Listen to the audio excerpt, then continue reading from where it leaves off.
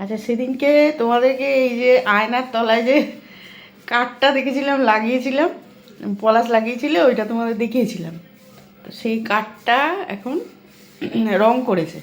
এই যে দেখো, কালো রঙের রং করেছে। এই দেখো, ষষ্ঠা ষষ্ঠা কি করছো বলো?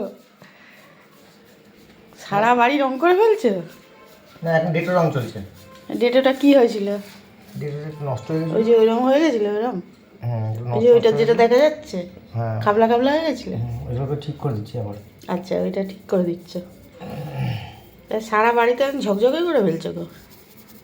হ্যাঁ, বাড়িতে প্রচুর খুঁত হয়েছিল, প্রচুর গন্ডগোল হয়েছিল।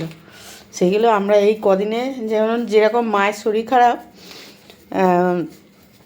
আমরা বাড়িতেও ছিলাম, পলাশও বাড়িতে ছিল, কোথাও বেরোয়নি। তো আমরা সবাই বাড়িতেই ছিলাম, তিনজনে মিলে আমরা পুরো বাড়ি একদম পুরো গুছিয়ে ফেলেছি মোটামুটি এই কদিনের মধ্যে, বলো? হ্যাঁ, তিন্নি সব থেকে বেশি খেটেছে, তারপরে পলাশ, তারপরে আমি বাতালা মেরেছি বেশি, কাজ করেছি কম, যেহেতু আমার একটু পা ভাঙা, একটু হাঁটুর প্রবলেম আছে, তো কাজটা আমি একটু কমই করেছি। তিন্নি আর পলাশ, তিন্নি সব থেকে বেশি করেছে, পলাশ অন্যরকম ধরনের কাজ করেছে, ইঞ্জিনিয়ারিং কাজগুলো করেছে বলো বেশি।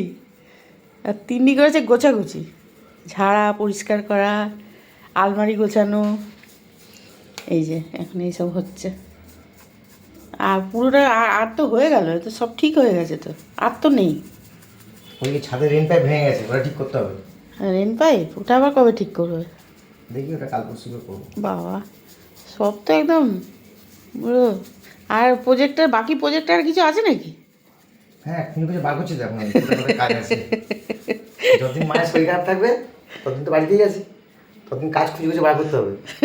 কারণ বাড়িতে তো বেরোতে পারছি না, মন ভালো থাকছে না। হ্যাঁ, হ্যাঁ, তাই কাজ করলে তো মনটা ভালো থাকছে, আজকে তো মনটা ভালো থাকছে, অন্তত মনটা অন্যদিকে ঘুরে থাকছে। সময়টাও কাটছে। যতক্ষণ মায়ের পেছনে লাগতে হচ্ছে, থাকতে হচ্ছে, ততক্ষণ থাকছি।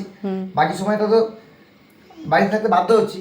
তখন কি করবো? তখন কিছু কাজ করে ফেলি, এই হচ্ছে ব্যাপার, আর কোনো উদ্দেশ্য নয়। ভালো হয়েছে, এটা ভালো হয়েছে। একটু খোবলা খাবলা হয়ে গেছিলো এই জায়গাটা, কালো রঙটা, এই রঙটা ভালো করে দিয়েছে, বেশ সুন্দর লাগছে। চলো।